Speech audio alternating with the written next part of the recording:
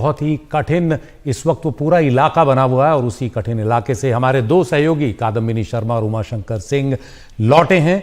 आप दोनों का बहुत बहुत स्वागत इसलिए भी कि आप एक ऐसे इलाके से लौटे हैं जहां आसमान में हर वक्त रॉकेट जाते दिख रहे थे। हमास की तरफ से जो लगातार रॉकेट दागे गए आपने लगातार हमें दिखाया और वो कोई भी रॉकेट कभी भी किसी को भी निशाना बना सकता था। तो ये जान पर खेल कर रिपोर्टिंग आपने की, बहुत बहुत शुभकामनाएं सबसे पहले तो इस शानदार रिपोर्टिंग के लिए आप दोनों को। उमा, आप लौटे हैं, आपने पहले भी इस तरह की वॉर कवर की है, आप पाकिस्तान में भी गए हैं जब वहाँ फ्रंटियर इलाके में पाकिस्तान की सेना आतंकियों पर कार्रवाई कर रही थी, तो ये उससे काफ़ी अलग है। लेकिन यहाँ की जो शांति है और वहाँ का जो कोलाहल है, आसमान में रॉकेटों की आवाज़, आसपास मरने वाले लोगों की खबर, एक जंग का पूरा माहौल, कितना अंतर है जहाँ से आप लौट कर आए हैं वहाँ और यहाँ में? और क्या आपको कुछ लगता है भविष्य है इस युद्ध का, आगे कुछ दिनों बाद शांति की कोई राह दिख रही है? देखिए, सबसे बड़ी बात तो बहुत हल्का महसूस कर रहा हूँ, क्योंकि 12 किलो का बुलेट प्रूफ जैकेट पहुँचकर और हर आधे घंटे या 20 मिनट या 10 मिनट पे बंकर में भागना, वो स्थिति जो है वो बिल्कुल अलग प्रकार की थी। लेकिन मैं आपको सबसे पहले ये कहना चाहूँगा, करने को तो यूक्रेन वॉर कवर करने भी गया था, लेकिन हम वहाँ पे बहुत बाद में गए थे। सबसे बड़ी बात होती है डिसीजन। अगर आपने डिसाइड कर लिया, आपके दफ्तर ने डिसाइड कर लिया कि ये हमें कवर करना है और डिसीजन जितनी जल्दी हो जाए उतना अच्छा। इस बार बहुत जल्दी डिसीजन हो गया। उसके बाद आता है एग्जीक्यूशन, और एग्जीक्यूशन के साथ आता है टीम वर्क। तो जो एग्जीक्यूशन की बात थी उसमें सबसे बड़ी चुनौती होती है वीज़ा हासिल करने की। हमने इजराइल एम्बेसी में बात की, टॉप मोस्ट लेवल पे बात किया, उसके बाद वीज़ा इंश्योर किया और अगले ही दिन हाथ में हमारे पास वीज़ा था। और फ्लाइट जो हमने देखा, जो शेड्यूल बना हुआ था, तो हमें या तो तेल अवीव जाना था या फिर यरूशलेम।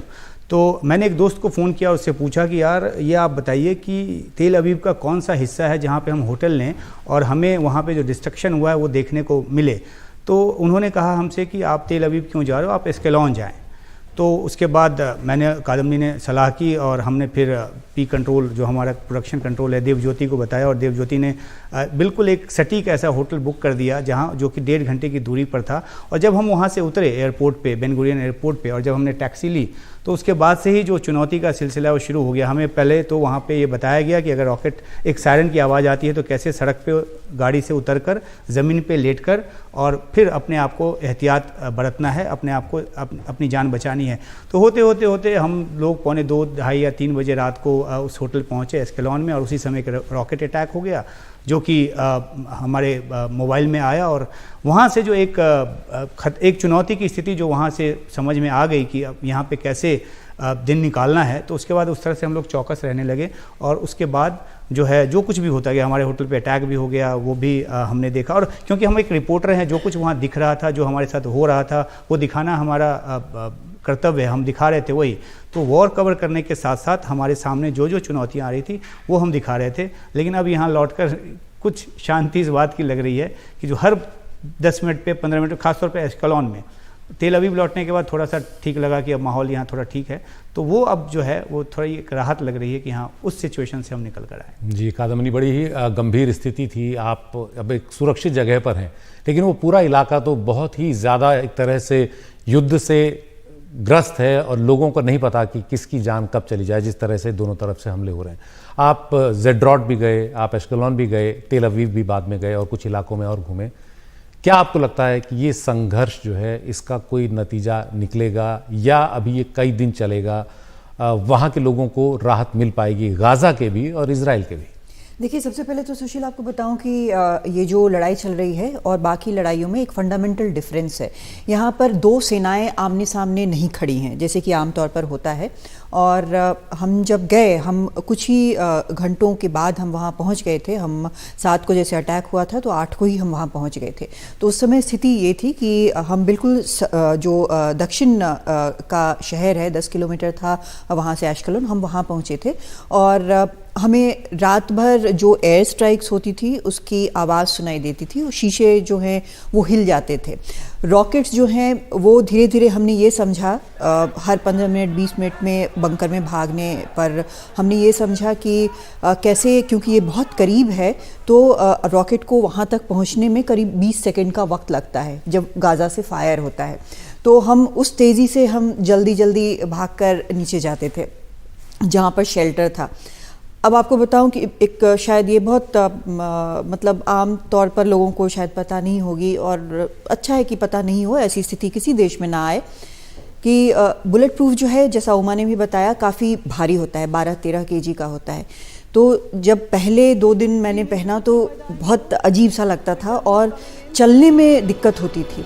यहाँ तक कि एक बार जब रॉकेट सायरन बजा, दूसरे दिन की बात मैं कर रही हूँ, और हम बाहर शूट कर रहे थे, उमा कुछ दूरी पर खड़े थे और मैं कुछ अलग वहाँ पर खड़ी थी, और हम शूट कर रहे थे। उसी वक्त वो सायरन बज गया। अब इलाका जो है वो ऊपर नीचे है, तो जब मैं भागी तो वो इतना हैवी था कि मैं गिर पड़ी।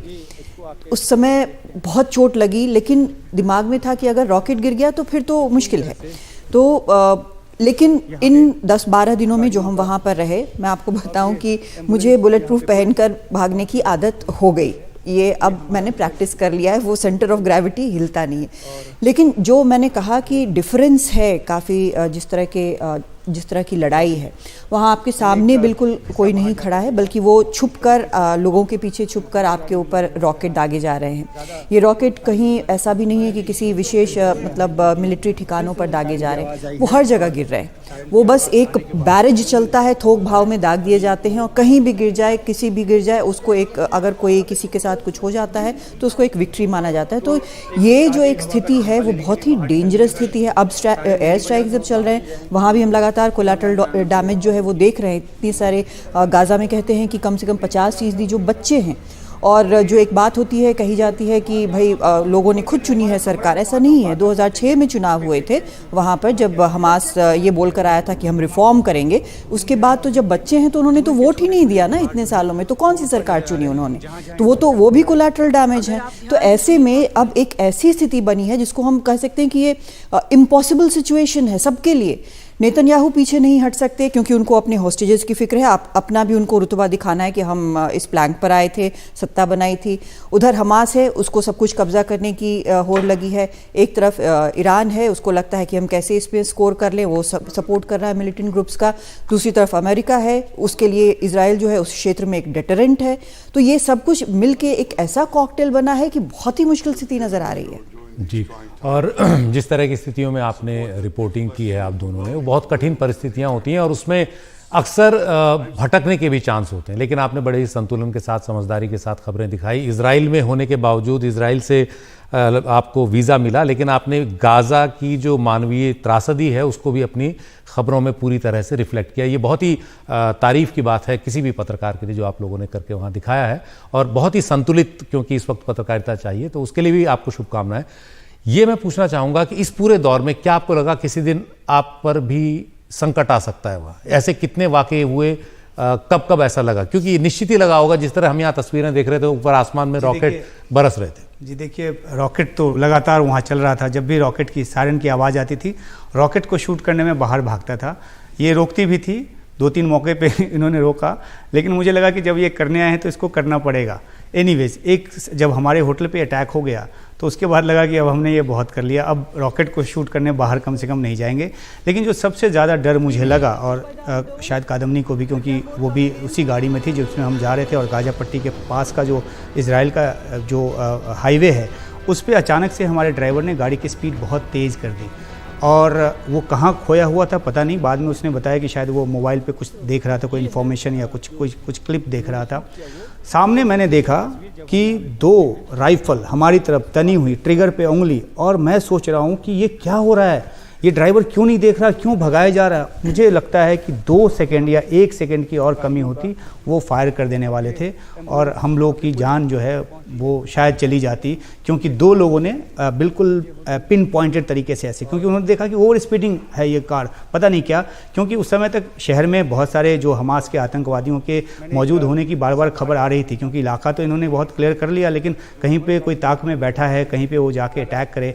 तो वो जो एक मंजर था मेरी नज़र के सामने, और क्योंकि उस समय मेरा मोबाइल नहीं चल रहा था तो इसलिए वो दृश्य है नहीं मोबाइल में कैद। और एक बात और जोड़ूंगा कि ये सब जो नेचुरली हम दिखा पाए, जो अभी जो विजुअल चल रहे हैं, वो उसके पीछे एक बड़ी वजह ये है कि हमने मोबाइल जर्नलिज्म किया वहाँ पे। हम दोनों के अपने अपने मोबाइल लगातार उंगली उस पर रहती थी। जैसे कुछ होता था हम रिकॉर्ड करना शुरू कर देते थे।